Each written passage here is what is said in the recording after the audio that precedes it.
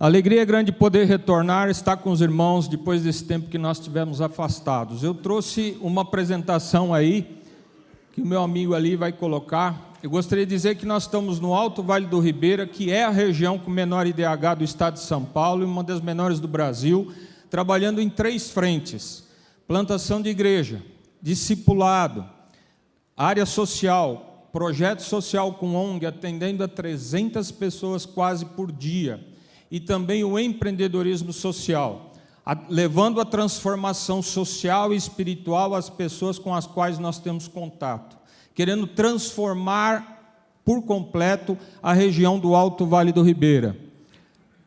Pode pôr aí? O que aconteceu? Nós aproveitamos em todo esse tempo e esse período da pandemia para não parar. Nós não olhamos a pandemia como um problema, nós olhamos a pandemia como uma oportunidade. E foi nesses 2 anos em que nós mais trabalhamos e viajamos, para atender e socorrer as pessoas que nós tivemos. Então, todas as frentes que nós temos aqui do trabalho missionário funcionando, são esses lugares aí todos que nós temos cultos, temos atendido as pessoas nos municípios com menor índice de desenvolvimento humano de São Paulo. Quando eu falo isso, imagina você que eu estou falando de famílias com 6 pessoas que têm um sustento em torno de R$130 por mês no estado mais rico da federação. Essa é a realidade que nós temos encontrado. Então, lá em Campina de Fora, volta aí, meu amigo, Itaoca, Itapirapuã Paulista, pode passar.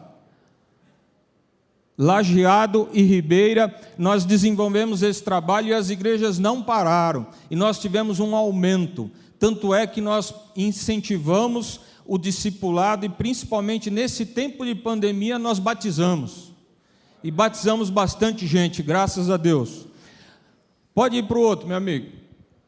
O desafio de construir a igreja de Queimadas aconteceu nesse período da pandemia. Enquanto nós vimos muita gente parando, fechando, a gente estava continuando. E esse templo agora está pronto. Essa semana, antes de vir para cá, na quarta-feira, a Igreja Batista da Liberdade nos doou 55 cadeiras usadas, que já foram para o Vale do Ribeira, e com a graça de Deus, no dia 28 desse mês, nós iremos inaugurar esse templo, gente, para atender e receber mais pessoas que precisam ser alcançadas e atendidas com um evangelho integral, como o pastor aqui falou. Nós estamos trabalhando nesse templo. Aqui em dezembro nós batizamos em 2 lugares diferentes. Aquele senhor lá em cima, ele vive na cadeira de rodas, e a única forma foi batizá-lo no rio junto com a cadeira de rodas. E nós adentramos ao rio para fazer o batismo dele com essa cadeira de rodas. Dia 28, na nossa viagem missionária, a primeira do retorno pós-pandemia, nós vamos ter mais batismos.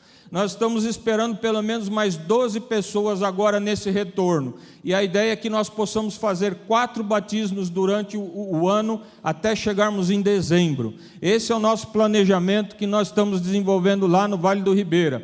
Eu costumo dizer que templo bonito e grande nós não temos, mas o meu batistério, se você for lá conhecer o meu batistério, você não vai se arrepender. Uma cachoeira de 25 metros de altura, no meio da natureza. Você pode ir lá que você vai gostar, você vai querer se batizar de novo, você pode ir lá, eu faço apelo, você aceita Jesus e a gente batiza, não tem problema. Aqui nós temos a fabricação de molho. Eu descobri nessas minhas andanças naquela região, gente, que pessoa simples, ele não quer só receber a sua doação. Pessoas simples querem ter uma oportunidade de produzir. Então, quando nós nos envolvemos com pessoas simples, nós não temos que ter o pensamento que nós só vamos dar. Nós vamos gerar uma condição dela poder sair daquela realidade social. Então, você que comprou o molho, você comprou o doce, você que comprou a geleia, você não comprou um produto, você comprou uma esperança de transformação de vidas. Gente, eu carreguei no carro tudo que deu para trazer.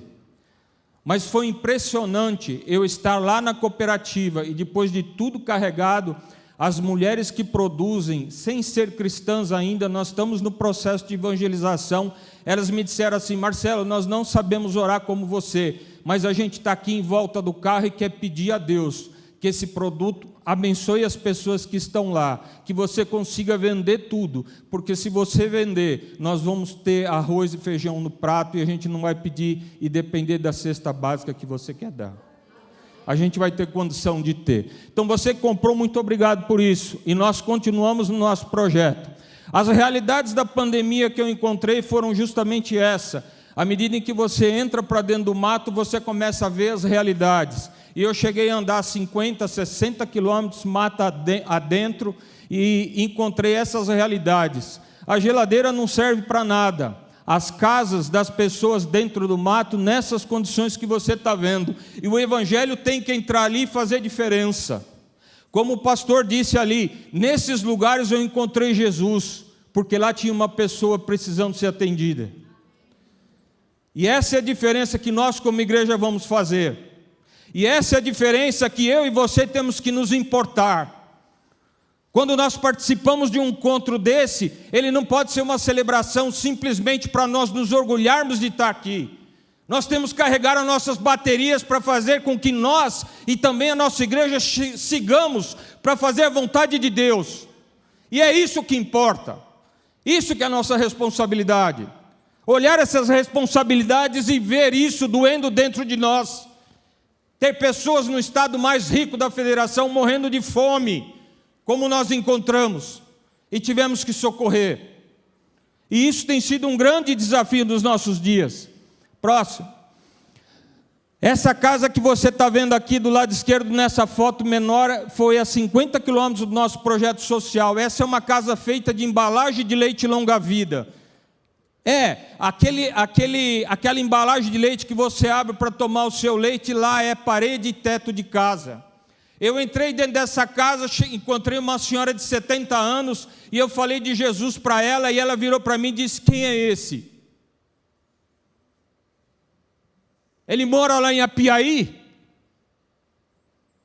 Uma senhora de 70 anos, dentro do nosso estado, que nunca tinha ouvido falar de Jesus Cristo.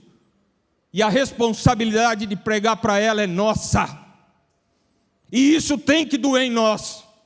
Isso tem que fazer diferença em nós.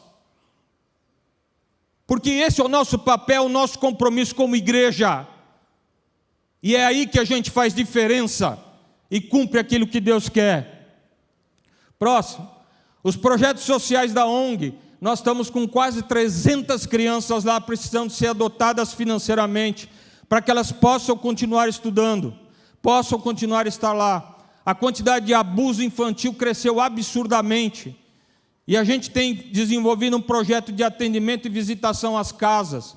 E isso nos levou a participar de um projeto, e esse projeto nos levou a ganhar um prêmio lá em Brasília.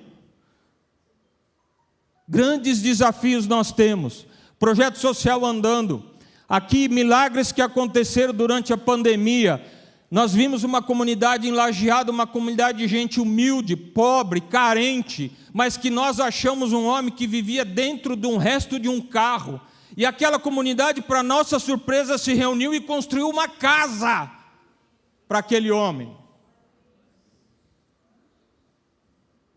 Eu concordo com o pastor, nós temos que pegar e batizar a nossa carteira e o nosso bolso, gente. Tem gente miserável, não querendo compartilhar a miséria, mas querendo compartilhar o pouco que tem, quando na realidade nós temos muito e só queremos mais e mais para nós.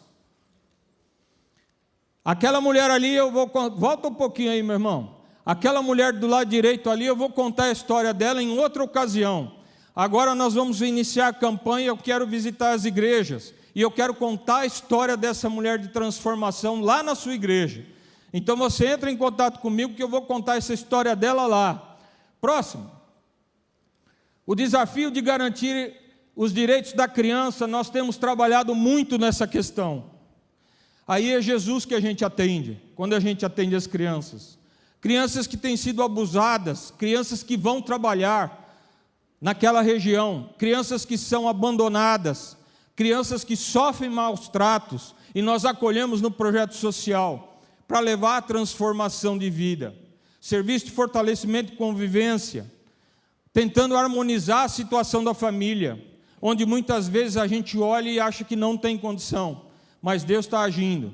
Nós estamos lá, tentando desenvolver esse projeto, tentando levar adiante.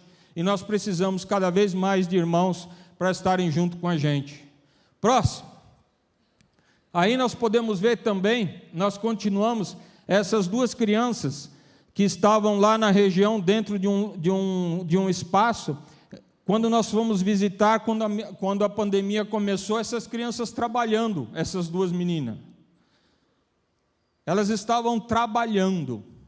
E nós temos que tirar essas crianças dessa situação para que não tenha problema, inclusive com o Conselho Tutelar. Então tem sido um grande desafio para nós. Próximo.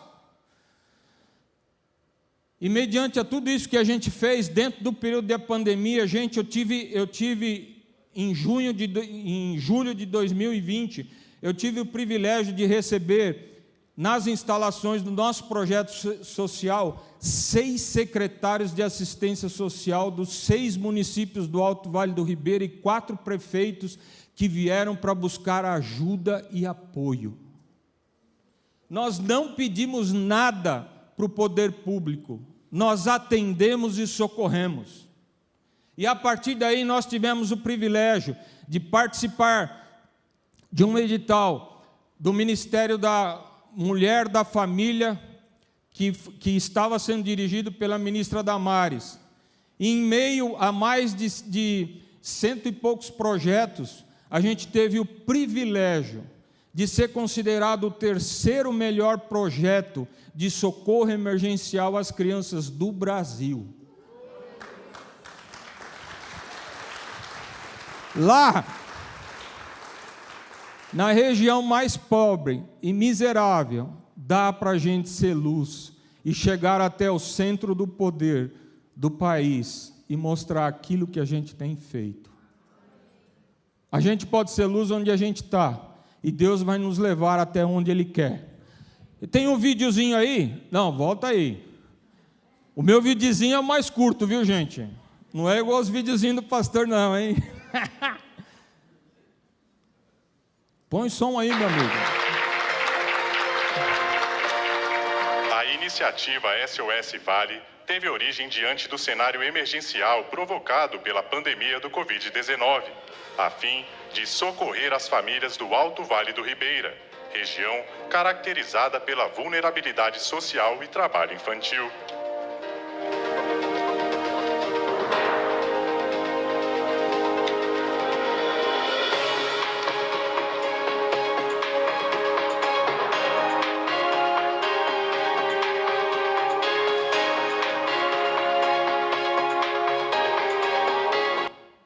Lá a gente pôde receber esse prêmio.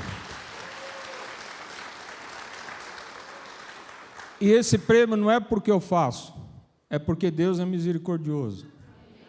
É porque a luz do Senhor brilha lá. E a luz do Senhor quer brilhar aqui. A luz do Senhor quer brilhar por onde você passar. E eu queria agradecer a parceria que nós temos com as igrejas batistas, com a Convenção do Estado, no local, na localidade, na região conhecida como a mais pobre do Estado.